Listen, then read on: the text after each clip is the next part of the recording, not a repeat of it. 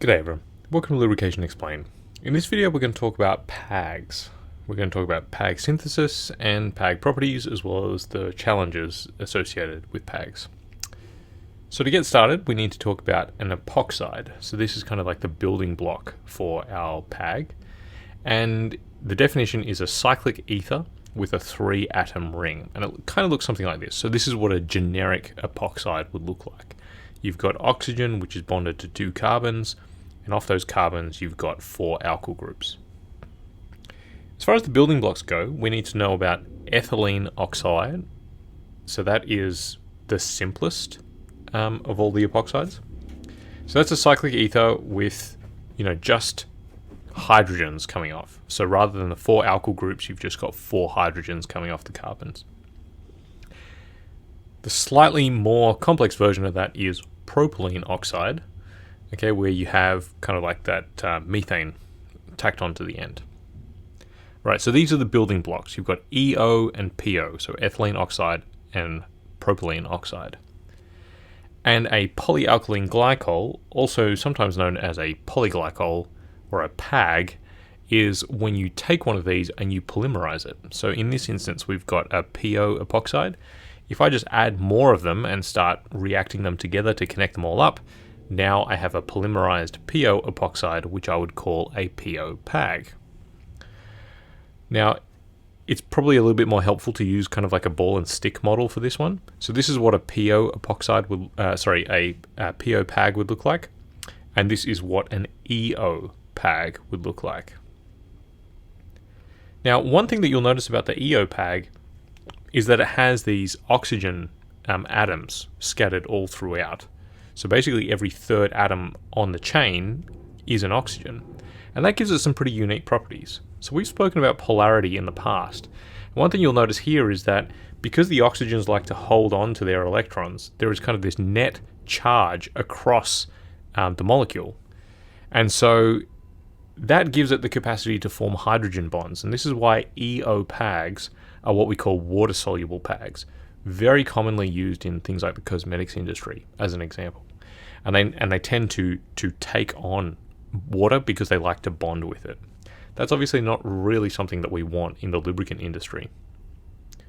So how is a PO PAG a little bit different? So these are more widely used in the lubricants industry, and you might say, well, hang on, I'm looking at the picture that you've got here, and it's the same oxygens up top.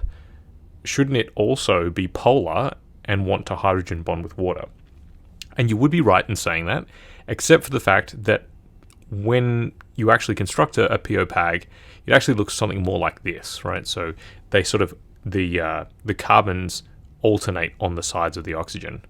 And what that means is that if you look across the molecule, it's effectively symmetrical, right? And as a result, there is no net dipole moment across the molecule. That makes it non-polar, right? And it means that water is unable to bond with the oxygens. Partially because, like we said, there's no net dipole, partially because you've got all these hydrogens surrounding them, which are kind of hindering the waters from interacting with them. Right, so that's what makes a PO PAG what we call an oil-soluble PAG. And sometimes they're commonly known just as OSPs. Alright, so if we go down to our PO PAG and we make it a little bit longer, now when we look at the structure, we can get an idea for some of the physical characteristics of PO PAGs. So as an example, PO PAGs have excellent lubricity and therefore very low traction coefficients. And so you can see that if I slide these molecules past each other, because they have such regular structures and they're all quite flat and they don't really have any branched structures coming off them, at an atomic level they're going to slide past each other very, very readily and therefore have very low traction and very low, if you like, internal friction. So this gives them incredible lubricity. One of the other things as well is that they are incredibly oxidatively stable. Now, why would that be, let's say, compared to a PAO? Well, if you look across the hydrocarbon chain, there are oxygens all throughout this molecule. Now, what does that mean? Well, if you remember our basic definition of oxygen as being the gain of oxygen atoms, right? If there's already oxygen in it, it means that there are fewer sites where oxygen can attack, right? Because the oxygen's already there. So that makes them very oxidatively stable. Now, there's also the issue of solvency. So we already talked about the fact that it is a relatively non-polar molecule, right? So that in itself makes it an oil-soluble PAG. But there is something else to it as well.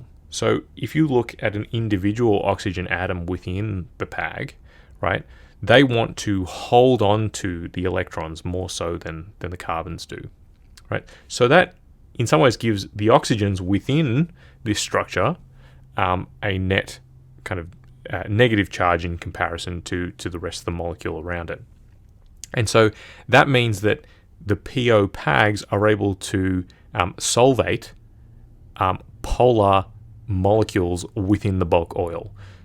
And that's specifically really good for things like additive solubility, but also deposit formation. Because when, if you remember, deposits are byproducts of the oxidation process, they are almost always polar molecules. So as this PO PAG oxidizes, right, it is going to be able to absorb those oxidation byproducts. They won't fall out of solution and they won't form deposits. PO PAGs have another really cool trick up their sleeve, which is that when they oxidize, and I'm going to do this on the end of the molecule just for ease, right? What they do is they form an ester. So this functional group here, where I'm showing the oxygen with the double bond connected to a carbon, which is connected to another oxygen, that is an ester functional group. And what do we know about esters? They are extremely high solvency molecules. So it means that even when a PO PAG oxidizes and degrades, it still has very high solvency, and so is therefore able to, in some ways, kind of clean itself. Alright, so what else do we know about a PO PAG just from this picture? Thermal stability is really good. So what happens with a PO PAG is that when it, at really, really high temperatures, if you thermally crack the molecule, it just breaks into very, very small polymers. And these tend to be so small that they actually just volatilize off, so they kind of vaporize. And which means that they don't really affect the bulk properties of the PAG. Now, if we go back to the picture of an EO PAG, right? Remember, it has some properties that we like, but it isn't oil soluble. So if instead we combine these two, we would have what is called an EO-PO PAG, where one half of the tail has better lubricity, right? Because if you look at it, it's even more regular, right? And it also has what we call some EP in it. So EP is not really something that we've explored in the videos yet, but it relates to extreme pressure. And if you remember from the video about anti-wear additives, it needs to have some polarity so it has an affinity for metal surfaces. And here, with an EO PAG, with all those oxygens up top, it has an affinity for metal surfaces. On the other side of the molecule, you'll then have the PO tail, which enables it to be oil soluble or oil miscible. So you kind of get the best of both worlds. Now, what's the catch? Because the way I've been talking about PAGs, it seems like they would solve all our problems. Well, there's a couple of issues. First is seal compatibility. It really sucks. Second is paint compatibility. It also generally sucks. And finally, you've got oil compatibility, which sometimes also sucks. So they don't play well with seals, they don't play well with paint, and they often don't play well with other lubricants. So that can be a really problem when you introduce a PAG onto your site because it doesn't play well with anything else. Now we can fix that a little bit through some of these kind of blending techniques. So as an example, right, if instead of a EO-PO PAG, we had a PO-BO PAG, which is a BO would be a butylene oxide PAG, right? What we can actually do is have something which is even more oil soluble than a PO pag, right? And that might help us with, for example, compatibility with other lubricants. So PO/BO pags, generally across the board, I think with the exception of some PAOs, but they have pretty good compatibility with all the other base oils. So that's something to look out for too. All right, I know that's been pretty high level, and we still need to talk about the applications of these base oils, mostly in gas compression, but increasingly we're starting to see it in gas turbine work as well.